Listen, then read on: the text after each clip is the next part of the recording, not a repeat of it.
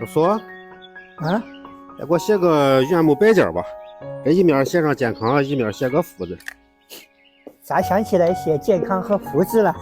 我这两天感冒了，浑身没有劲儿，走两步就气喘，晚上睡觉鼻子还不通气儿，也睡不好。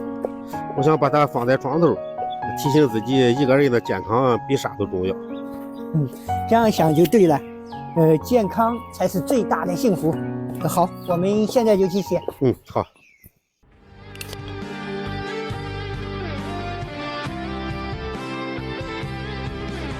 人这一生可以清贫，可以粗茶淡饭，但只要身体好，就是拥有了最大的财富。